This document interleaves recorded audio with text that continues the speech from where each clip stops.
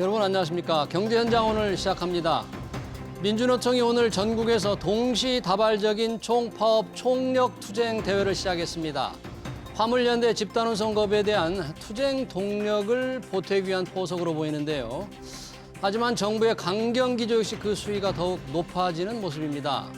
민노총 전체로 번지는 화물연대 집단운송 거부 문제를 과연 정부는 어떤 방식으로 해결할지, 그 과정에서 깊어지는 갈등은 또 어떤 사회 경제적 문제들을 야기할지 집중 진단해서 자세히 짚어보겠습니다. 유튜브 실시간 댓글 의견 주시면 토론에 반영합니다. 경제현장 오늘입니다.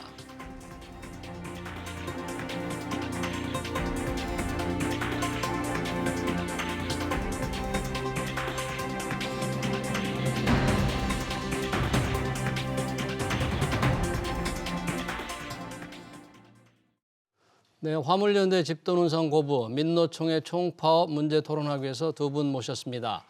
최승로 자유기업원 원장, 그리고 김성희 산업노동정책연구소 소장 나오셨습니다. 두 분 어서 오세요. 네. 반갑습니다. 예, 안녕하세요. 네, 자 오늘 지금 화물연대 집단운송 거부 오늘로 13일째죠. 네. 13일째. 오늘은 민노총이 전국에서 총파업, 총력투쟁대회를 시작했다는데 민노총 김성희 소장님, 오늘 총파업 총력투쟁 대회 왜 이 지금 총파업을 하는 것이고 실제 뭐라 그럴까 참여율, 동참률은 어느 정도나 좀 될까요? 예, 민주노총 그 총파업 지지 집회라고 할 수 있겠죠. 그러니까 구호가 이제 화물연대 총파업 투쟁 승리. 화물연대. 윤석열 정부 노동 탄압 분쇄 이렇게 해서 화물연대 파업을 지지하는 그런 성격에다가 윤석열 정부가 화물연대 탄압을 한다. 그리고 노동 탄압 정책을 편다에 대해서 전국적으로 동시에 항의하는 집회다. 이렇게 볼 수 있을 것 같습니다.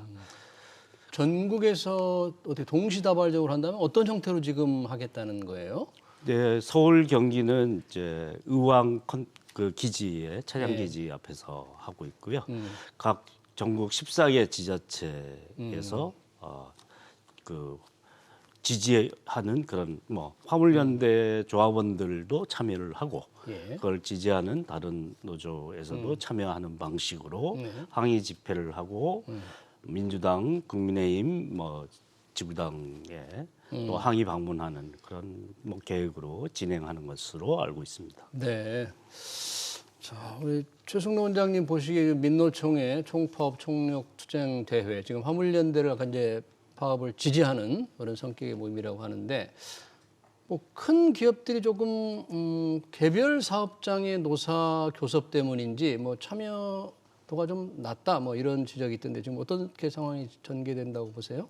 네, 그 민주노총이 각 사업장 또는 이제 분야마다 이 파업을 그 독려하는 그런 지금 방식으로 진행이 되고 있는데요.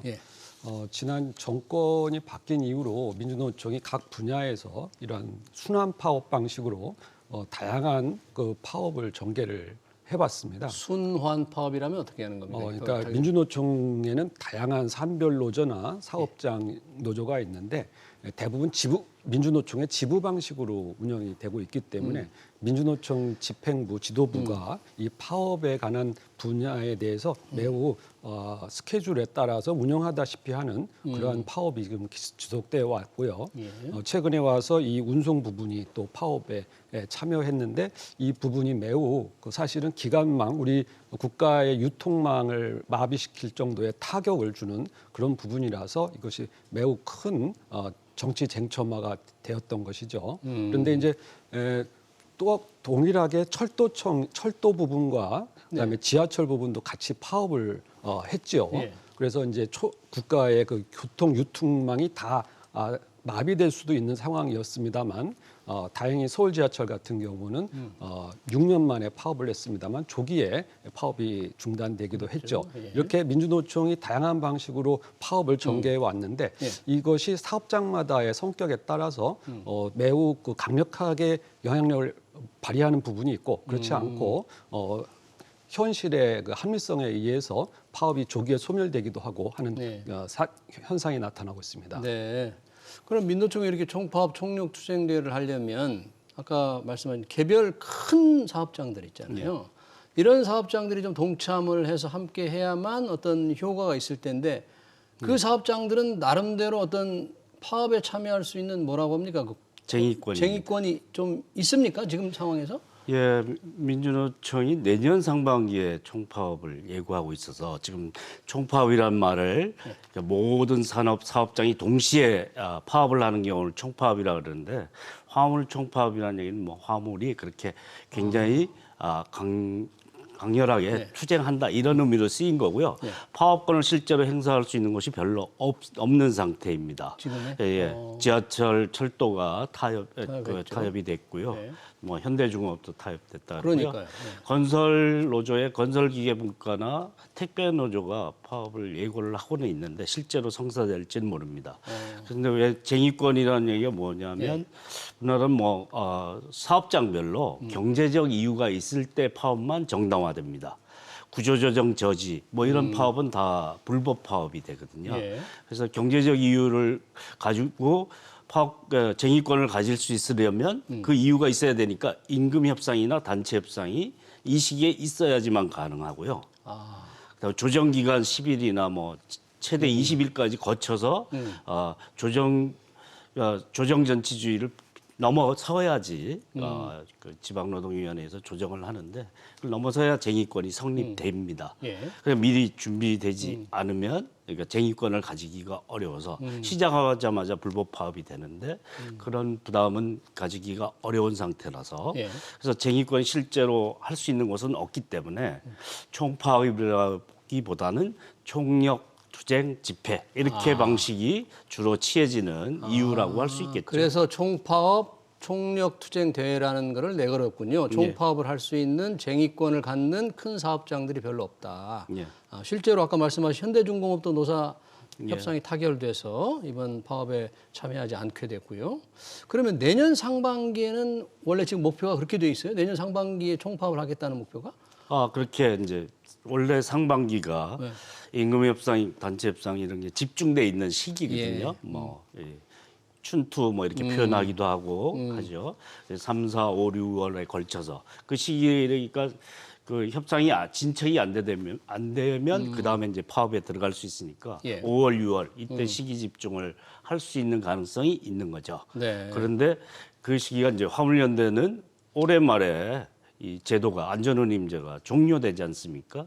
그러니까 화물연대는 파업에 나설 수밖에 없게 된 건데 이 상황을 같이 파업을 하면서 지지 연대할 수 있는 사업장들이 다 없고 타협을 하는 바람에 이에 대한 그 시기를 앞당겼는데 실제로는 쟁의권을 가진 곳이 많지 않아서 최대한 쟁의권을 가진 곳은 지지하는 그런 파업을 동참하기를 민주노총이 독려를 하고 있다고 하는데 이게 쉽지 않은 상황이다 이렇게 볼 수 있겠죠.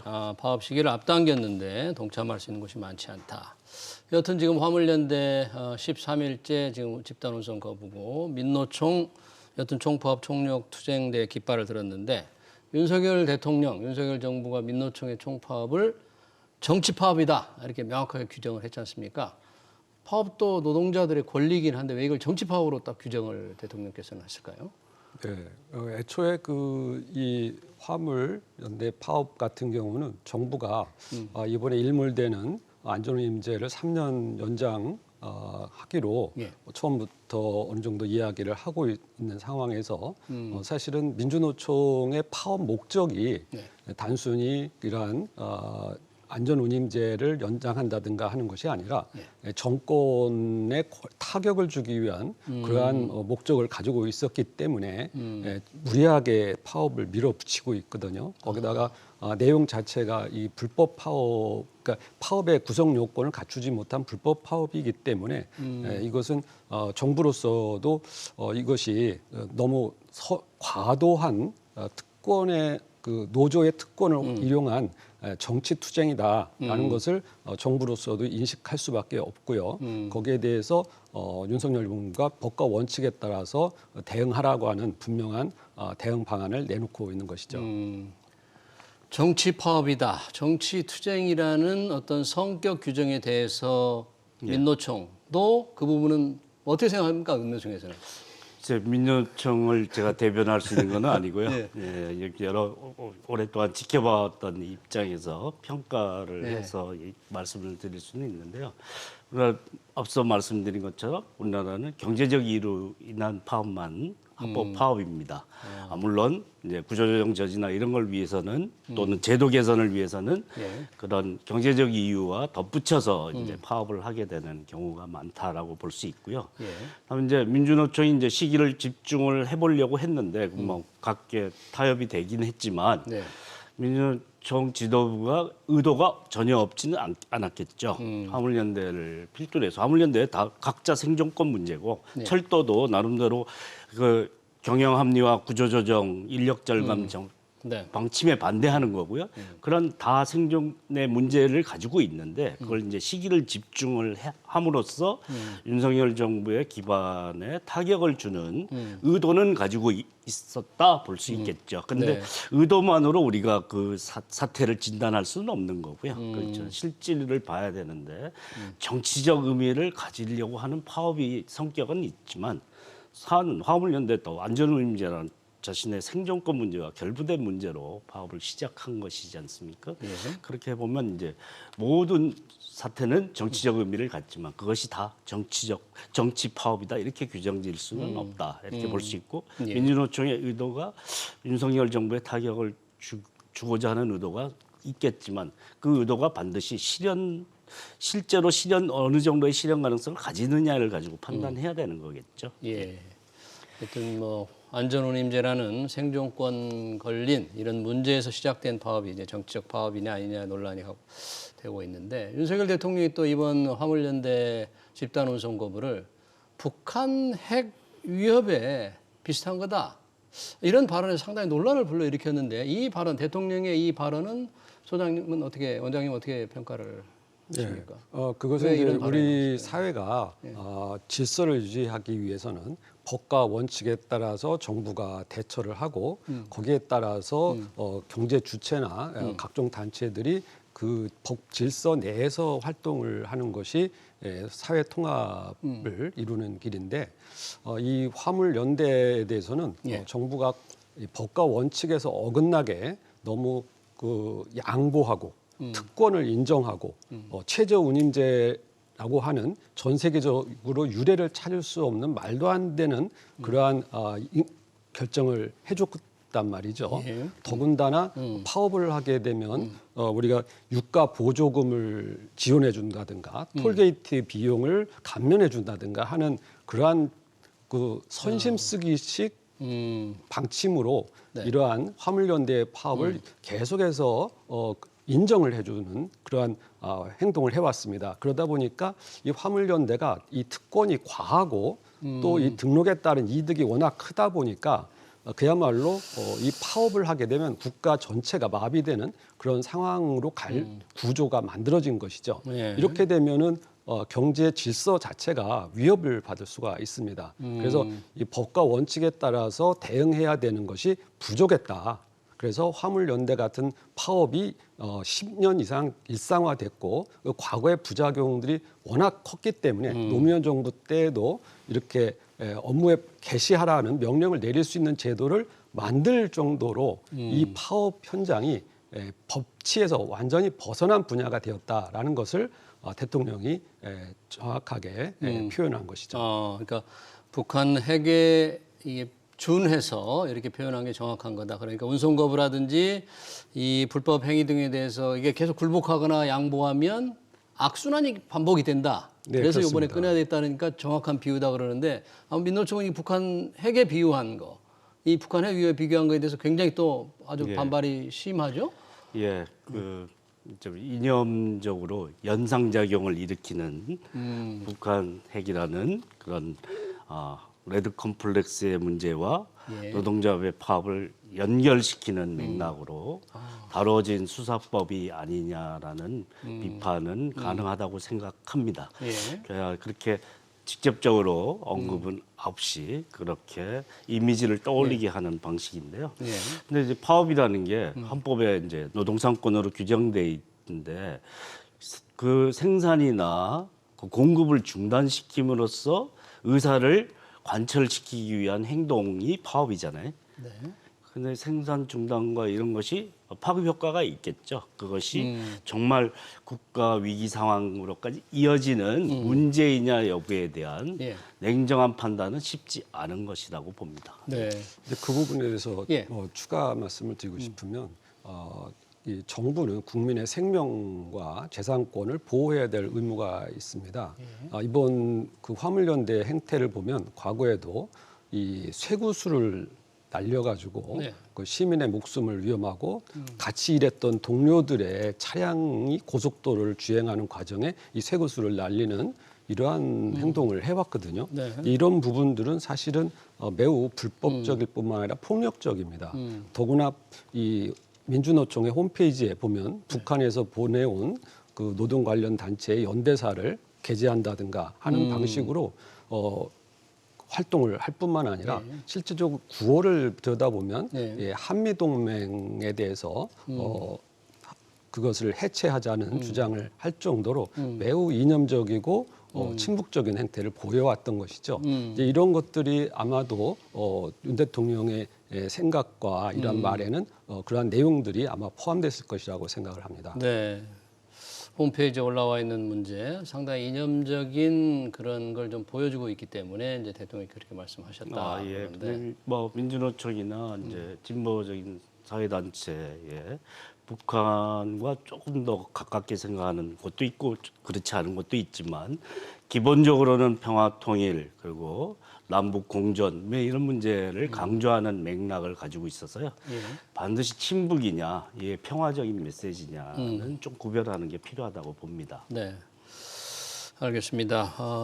뭐 오늘 원희룡 교통부 장관이 본인의 홈페이지에 왜 그 현수막 하나를 걸었잖아요. 그러니까 이제 업무 복귀를 해서 하는 분들인데 뭐 아주 안 좋은 동료들이 표현을 써가지고 문제도 되고 있던데 그런 부분들에 대해서 좀 불만이 굉장히 많겠죠. 네, 그렇습니다. 왜냐하면 이 파업의 권한이라는 것은 내가 일하지 않겠다라는 의사 표시이지 남의 일을 방해하거나 폭력이나 협박을 통해서 다른 사람이 일하지 못하게 하는 것은 아닙니다. 그런데 화물연대 같은 경우에 있어서는 다른 사업자가 일하는 것을 방해할 뿐만 아니라 폭력을 행사하고 있다는 것이죠. 이런 건 사실은 파업의 범죄에 들어가지 않을 뿐만 아니라 우리 사회 질서를 완전히 무너뜨릴 수 있는 폭력 사회로 가게 만들 수도 있는 우려가 큽니다. 그래서 심지어 원희룡 장관은 조폭적 행동이다라고 하는 그런 표현까지 썼는데 우리 사회가 이러한 폭력 법에서 벗어난 폭력이 그대로 인정되거나 그것에 대해서 오히려 벌을 주지 않고 오히려 보상을 주는 방식으로 이 문제를 풀어간다면 그 사회의 질서 안정이 완전히 무너질 수가 있는 것이죠. 화물연대가 북한 핵 위협에 준한다. 또 조직 폭력배다. 지금 이 정부가 민노총을 규정하는 성격이 좀 분명히 드러나고 있는데 김성희 소장님 그런데 13일째가 됐으면 왜 그 화물연대 집단 운송업 못하게 하는 업무 복귀 명령서가 다 전달이 됐잖아요. 예. 어느 정도 전달이 됐으면 이제 복귀를 하지 않은 차주들은 어떻게 되는 거예요? 운행 정지가 이제 되는 겁니까?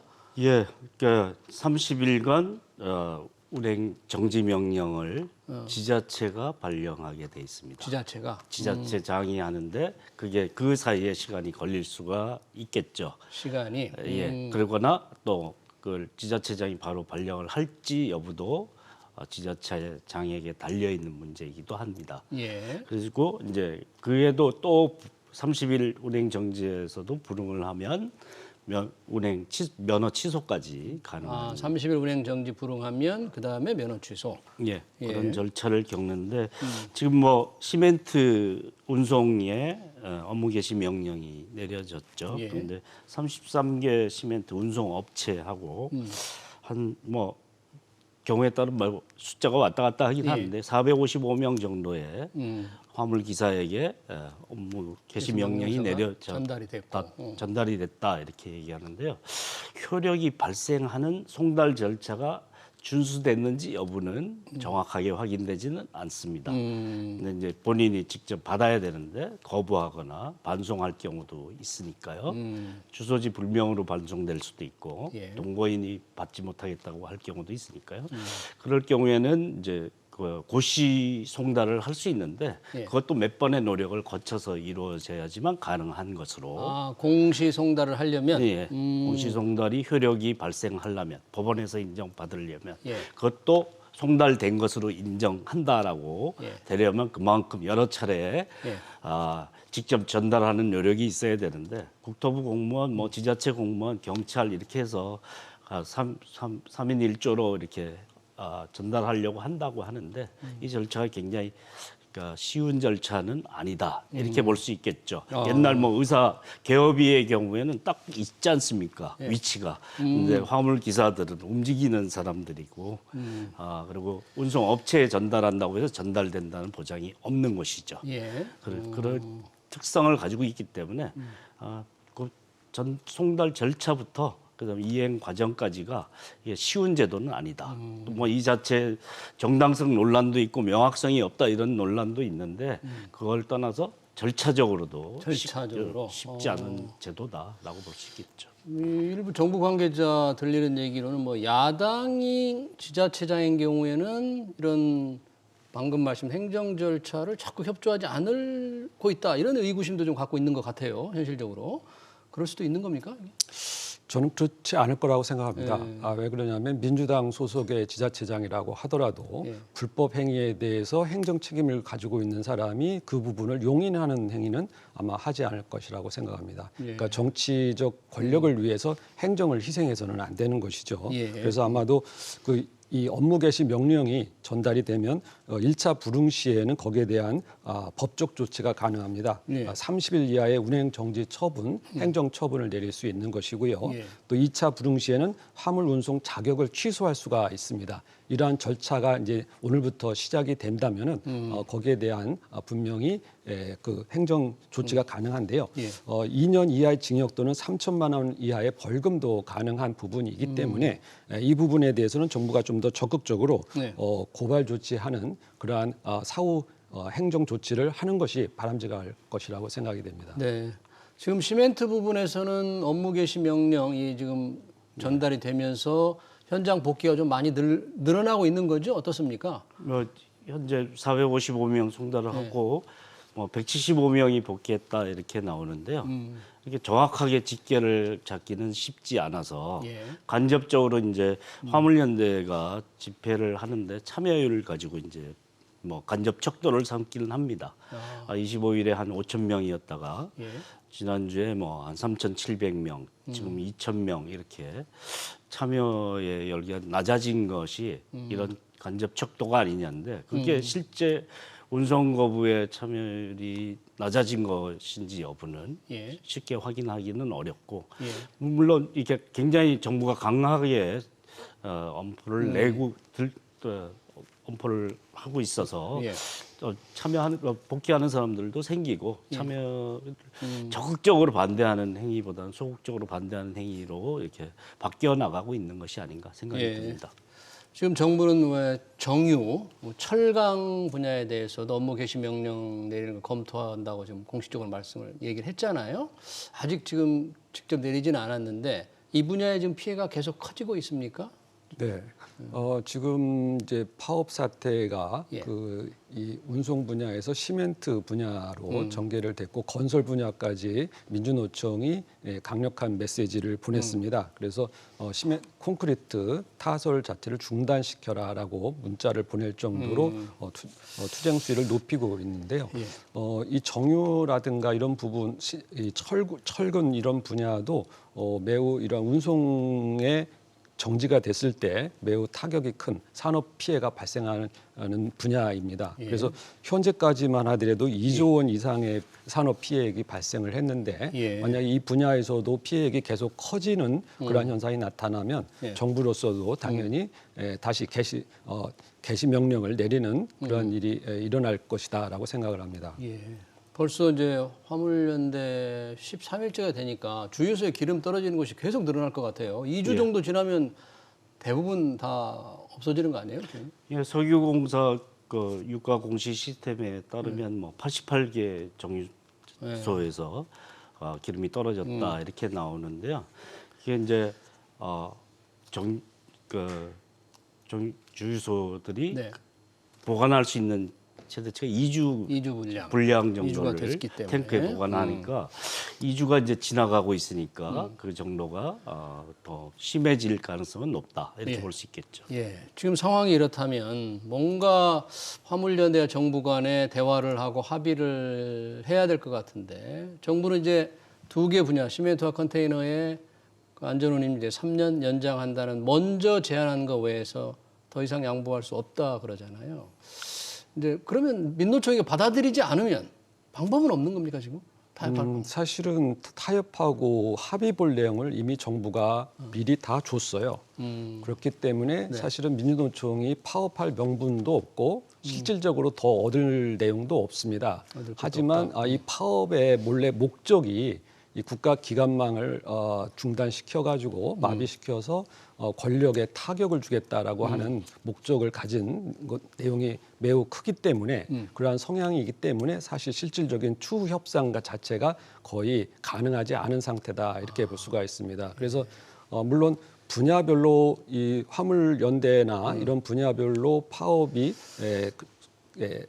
중단되거나 소멸될 수도 있습니다만 민주노총의 이러한 장기적인 전략, 내년 봄까지 계속해서 파업을 연속적으로 이어나가겠다고 하는 이러한 전략이 계속 유효하기 때문에 이러한 부분에서 과연 대화 타협이라는 것이 무슨 의미가 있을까 하는 생각은 듭니다. 왜냐하면 사실 이 지금까지의 안전운임제라든가 이러한 특혜 조치라든가 이런 것이 사실 전 세계적으로 보기에 매우 과한 특권이고 안전운임제 자체가 그런 사실은 지나칠 정도로 보호해주는 그런 조치라서 사실은 이러한 것을 그대로 유예하고 3년 연장하는 것도 사실 큰 문제가 있습니다. 그래서 정부가 이러한 부분에 대해서 좀 더 법과 원칙을 지켜나가는 노력이 사후적으로도 있어야 되겠다라는 생각입니다.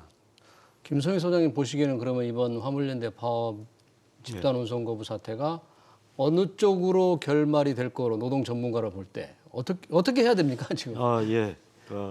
안전운임제 뭐 어쨌든 유가가 급등하면서 생존의 벼랑에 몰려서 그것을 뭐 그때 노무현 정부 때처럼 그때 유가 할인 뭐 보조금 지급, 통행료 할인, 통행료 보조금 지급 그건 정부가 부담하는 건데 사실상 화주가 대기업들이지 않습니까? 공동 부담할 수 있어야 되는 구조를 만든 게 안전운임제입니다. 제도적으로 시혜성이 아니라 제도적인 해법 그리고 가장 거기서 경제력이 강하고 영향력이 강한 대기업인 화주들이 참여하도록 해서 그 유가 인상의 부담을 공동으로 지게 하는 그런 체계가 이제 안전운임제라는 거고요.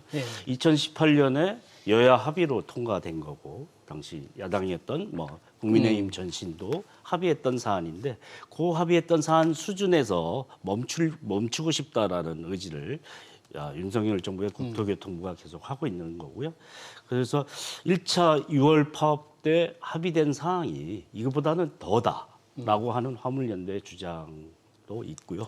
이런 점을 봤을 때 이게 쉽지 않지만 지금 워낙 강한 말들이 쏟아져 나와 버렸기 때문에 쉽지는 않지만 합리적으로 이 안전운임제라는 제도가 불가피하게 한국에서 있어야 될 제도다. 이런 정도의 기본적인 합의는 있다고 생각을 하고요. 그렇다면 근데 유가 급등의 피해를 컨테이너하고 시멘트 운송하는 사람들만 지는 게 아니지 않습니까? 항만에서 운송하는 정유, 철강, 자동차 다 비슷하거든요. 그런데 유독 이 두 군데만 적용되고 있으니까 범위는 좀 확대하되 3년 연장을 통해서 객관적인 검증을 다시 한번 확실하게 안전운임제의 필요성, 뭐 타당성에 대해서 확인하는 절차를 갖는 그런 수준이 우리가 해결 방안을 찾을 수 있는 그런 가장 좋은 방안이 아닐까 생각합니다.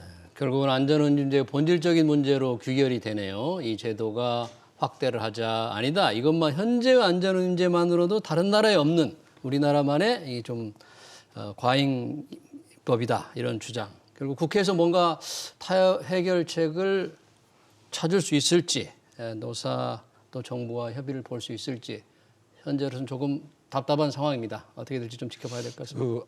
국회의 노력이 좀 더 필요하다고 생각이 국회? 됩니다. 왜 그러냐면 민주당이 국회에서 다수당을 가지고 있기 때문에 이렇게 불법적인 행동을 하는 민주노총을 지원하는 그 특권을 강화하는 법안을 계속 만든다면은 이것은 사실은 이러한 불법 사태나 폭력 파업이 계속해서 이루어지는 그 계기를 마련하는 것이라서 국회가 좀 더 우리 산업의 안정, 사회의 건강성을 유지하는 그러한 입법 노력을 좀 더 해야 되겠다라는 생각입니다. 특히 민주당의 좀 자세 전환이 필요하다 뭐 그런 주장이시네요, 우리 의원님은. 그렇습니다.